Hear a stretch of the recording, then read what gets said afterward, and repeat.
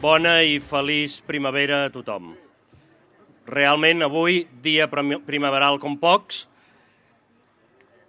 us voldria donar la benvinguda a tots aquí al Parc de la Ciutadella. Avui fa... Esteu molt guapos, eh? I guapes, i republicans, i decidits, i valents. Ho farem, la farem, la República Catalana. Bé,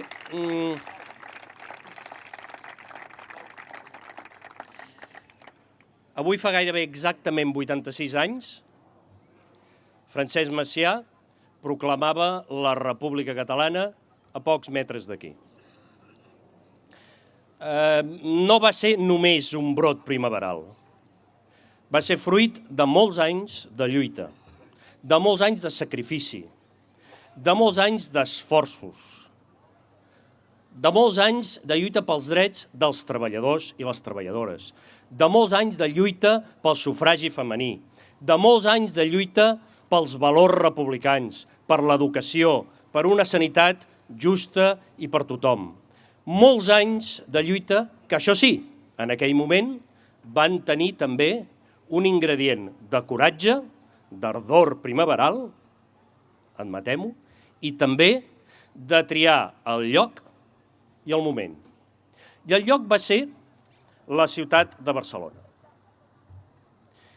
I em direu, i per què a Barcelona sempre ho voleu fer tot? És que a Barcelona hem d'estar al servei. Hem d'estar al servei del país i hem de fer actes de generositat. En aquell moment va estar clar.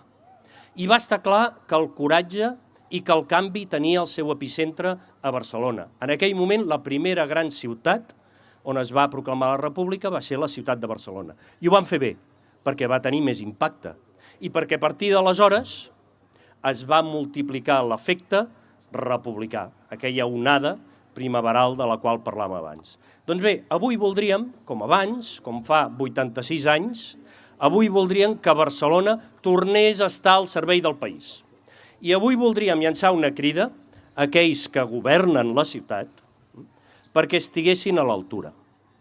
I voldríem dir-li a l'alcaldessa de Barcelona, ve un referèndum, ve un canvi important, possiblement el més important que haurem viscut mai a les nostres vides.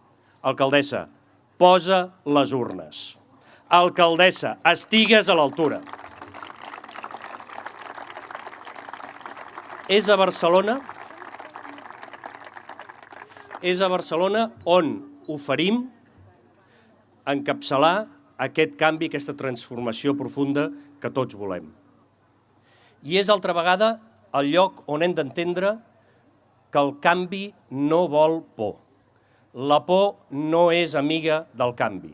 Per tant, jo altra vegada, adreçant-me a tota aquella gent que avui a la tarda formaran un nou partit, una nova formació política a nivell de país, nacional, jo també els hi voldria dir, no tingueu dubtes, no tingueu por, Ada, Xavi, no tingueu por de les inhabilitacions, no tingueu por de les amenaces, no tingueu por dels poderosos, ni d'aquí, ni de Madrid, ni d'Europa. No tingueu por de res. És el moment del coratge, és el moment del canvi, i el canvi vol coratge, també.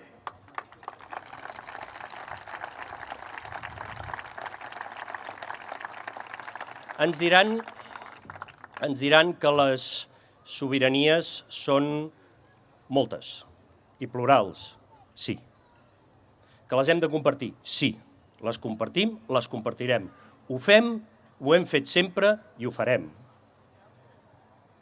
Però també hem de dir, i recordant aquella gent valenta del 14 d'abril del 1931, hem de dir que hi ha una sobirania que és la mare de totes les sobiranies, i és la que obre la porta a totes les altres. I que, com diu el Varoufakis, la sobirania més social és la nacional. Per què? Perquè és la que obre la porta a totes les altres. Perquè la sobirania nacional arriba a tot arreu, perquè ens permet canviar-ho tot, perquè és la clau. Per tant, anem a explicar a tothom que hem de buscar la sobirania que ens porta a un país millor, a un país nou.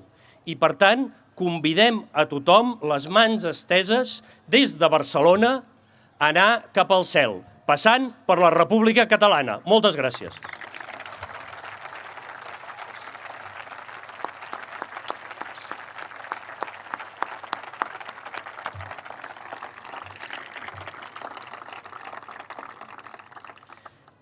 I ara voldria convidar una persona que jo crec que encarna i representa com ningú allò que deia Pierre Vilar. Tranquils, no convidaré l'esperit de Pierre Vilar a pujar a l'estrada. O d'alguna manera sí, amb el sentit que quan ens deia allò de que no hi ha gran ciutat a Catalunya sense un gran camp.